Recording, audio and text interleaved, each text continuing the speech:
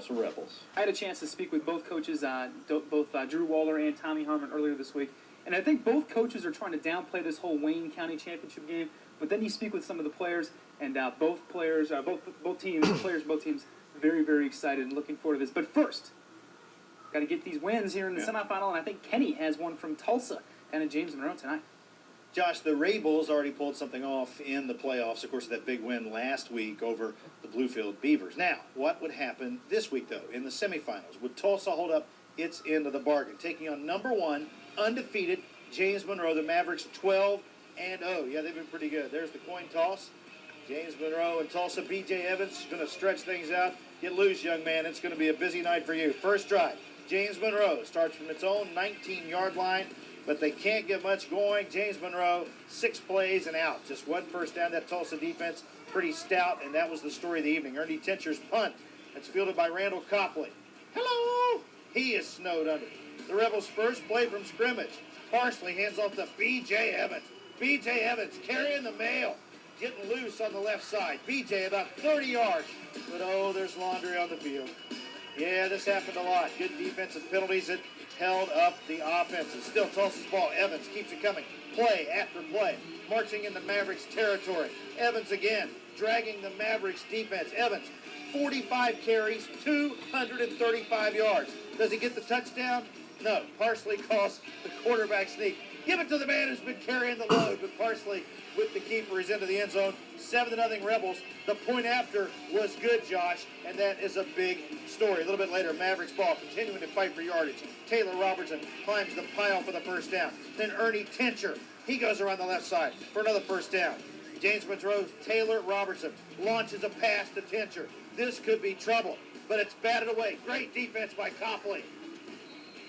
This is a great opportunity for the Mavericks. The punt is fumbled, and it's recovered by James Monroe on the 15. But they are stuffed. It's 7-0 at halftime. Second half, Tulsa fumbles the opening kick. James Monroe scores the extra point. The point after, wide left. Made it 7-6. Late in the game, James Monroe misses a field goal short. Check the board. The Rebels get the win. Tulsa, 7. James Monroe, 6. So half of that Wayne County equation is set. Will the Pioneers pull off their end of the bargain? Let's check with Mark and Josh. All right. Wow, what a win for the Tulsa Rebels. You got to go back to the 60s, old Crum High School, which helped form Tulsa High School. They made it to 2 straight Class Single A titles, so it's been a long, long time since that area has had a chance to experience this. All right, so who will the winner of this James Monroe Tulsa game play? And we now know it's the Tulsa Rebels. That will be decided tomorrow. The Wayne Pioneers, #3 in Class AA. They will try to reach Wheeling Island Stadium for the 3rd time during an 8-year stretch that has found the Pioneers in the postseason. Well, I think that's a testament to how hard our kids work.